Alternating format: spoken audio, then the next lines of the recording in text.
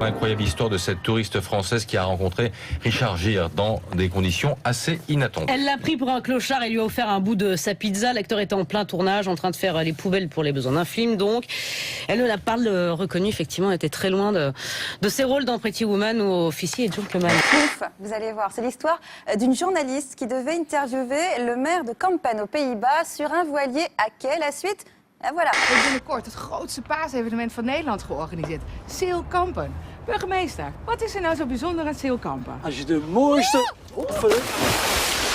Jongens, dat gaat niet goed. Deze kant op.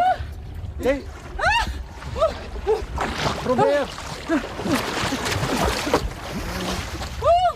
Lorsque les forces de la nature prennent possession des ruines, eh bien oui, on se dit que mieux vaudrait prendre ses jambes à son cou. C'est si vrai que quand il s'agit de dire où ils habitent, eh bien les 200 âmes du village ont une réaction parfois épidermique. Voilà, catastrophe. C'est un petit peu morbide comme ville, quoi. Là, on n'a pas loin pour aller s'enterrer, je dirais. Ça s'est passé en Inde. Un léopard a bondi du toit d'une maison. Les habitants se sont organisés pour essayer de le canaliser. Mais évidemment, on ne canalise pas un léopard comme on canalise un chaton.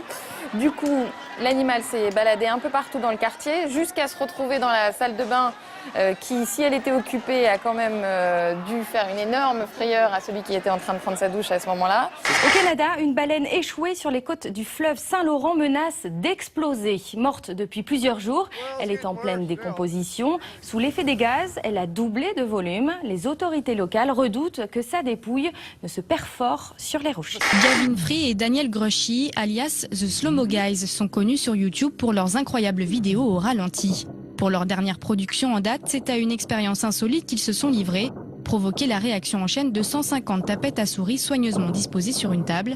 Une démonstration filmée à 2500 images par seconde qui n'aura visiblement pas été sans douleur pour le cobaye.